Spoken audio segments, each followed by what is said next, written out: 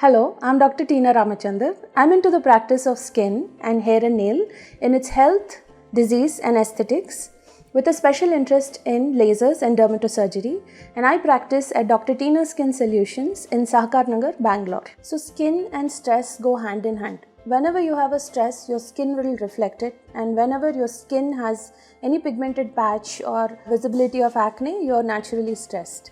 So what you should be aware of is that acne is a disease of the oil gland. So whenever there is a factor which triggers your oil gland, it is going to cause blockage of that gland and cause acne. So when you are stressed, you produce hormone called as cortisol. So this cortisol hormone is a direct trigger to your oil gland.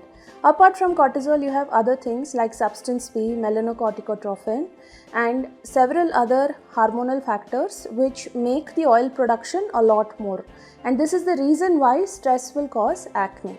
Now coming to how you can take care of this. Now stress is something which we are all universally going to be experiencing, but unfortunately this is something which is not taught in schools. Now stress coping mechanism should have been a part of a curriculum like trigonometry, isn't it? So what happens is when you're not aware of how to manage your stress, it is an issue and this leads to several diseases. So what are the small little things that you can do?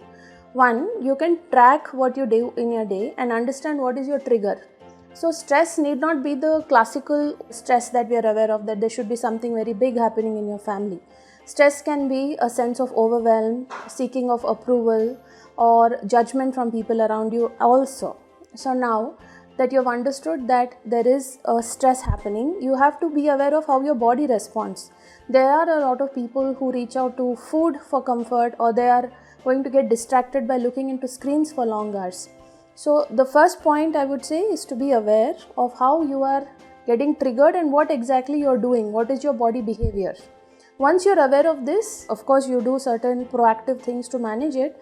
Apart from that, you have a mechanism every day where you meditate, walk in nature, have a good conversation, or generally have a community of bonding around who supports you during these stressful periods. And last but not the least, journaling is another thing where it gives you awareness of what exactly is your stress mechanism. So if you're taking care of this, stress is something which will give you a long, healthy life. So you should consider tracking your stress.